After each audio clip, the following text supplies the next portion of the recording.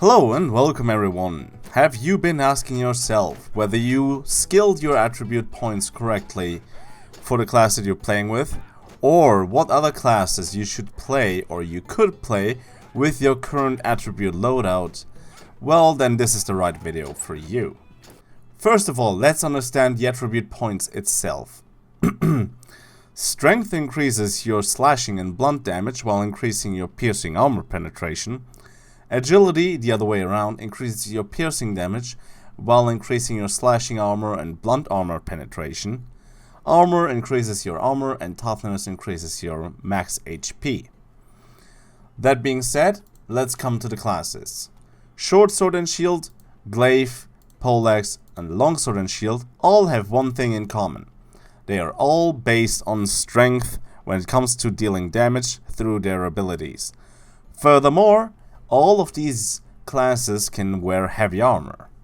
So that makes it easier to switch from one of these classes to another class while you're in battle wearing heavy armor. All the other classes will not be available for you to pick in battle, because musket, nodachi and spear can only wear medium armor, bow even can only wear light armor. So short sword, shield, glaive, poleaxe and longsword and shield, they are focusing on strength when you want to deal damage, and armor when you want to protect yourself, because you already have a good armor, so you should also put a little bit into toughness, I would say. Combining these four is super easy. You can always change your classes also mid-battle. If you play one of these classes, why not play all four of them? It will be easy and it will spice things up when you feel like one class is getting a little boring. One thing to mention here is the longsword and shield, through the heal from Mercy of Heaven, relies rather on a high level of max health, so that's probably the only class where you should put a decent amount of skill points into toughness together with armor. So, but I'll leave the choice to you. Just have a look into the class. If you play poleaxe, glaive or short sword and shield already, then there's really not much to it. Buy yourself a longsword and shield weapon at the armorer, or wait for a drop, or buy it in the auction house if you want to go for a better one than the basic one. Try it out, make up your mind, experience the game yourself a little bit. Then, furthermore, the nodachi class, the musket and the spear go well together. They all use medium armor, but that's not the main point. The main point is the musket, even though through the left mouse button attacks deals piercing damage, so do the scatter shot and the 5 rounds rapid ultimate ability if you want to go for it. Everything else really deals rather blunt damage, except for the passive piercing damage that you get through the fine gunpowder ability if you want to use that. The close combat deals blunt, this one deals blunt, and the ultimate, this is the ultimate that I want to pick, it also deals blunt. And it has a 710% multiplier of your base blunt damage. So if you have a high amount of strength, this will really take off when you're throwing that bomb into your enemy lines. So that being said, the musket is really a mixed bag. So is the spear. While most of its attacks and abilities, also the ultimates, deal piercing damage, some of its abilities deal slashing damage, which is the overhead strike, the return of Jangar, and the Hurricane Zech ability. And this one even has a pretty decent multiplier of 183% for basic ability. So focusing on strength still works with this class in general, you could say.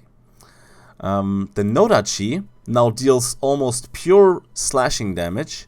Yeah, except for this one ability, piercing damage, but mainly deals slashing damage. So if you focus on strength and agility as a compromise, if you balance them out, these three classes go together very well, and you can switch from nodachi to spear to musket during battle at any supply station that is in your team's possession. The last class is the bow. I cannot tell you a lot about the bow. I can only tell you that the bow deals purely piercing damage. Therefore, you should probably not give it a compromise of the other classes. You should really focus on agility and a bit of strength for the armor penetration. So that being said, those are the classes that you can combine well. If you want to make a compromise with your stats, then you can even combine all the heavy armor and all the medium armor classes together. With the exception of the bow, you can play all the classes while focusing on a balance between the values. This is what I did with my character right now. I focused more on armor than on toughness and more on strength than on agility. Maybe 50 strength is a bit much, maybe 30 agility is not enough. However, I wanted to see a difference, of course, and I'm going to let you know what I found out in the future if you keep on following my channel. If I'm still happy with this skill loadout, otherwise I will redo it in the future. And these are basically my tips for now. Now, of course, I want to also show you the 2 extra classes that you can only have when you play a female character. Therefore, I will quickly switch to my female character.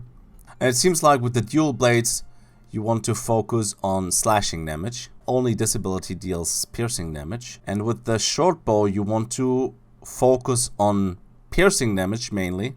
I think this ability is the only one that deals base blunt damage.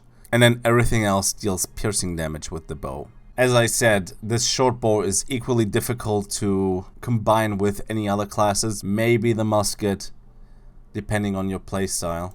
The dual blades are great to combine with the Nodachi class and then all the other classes.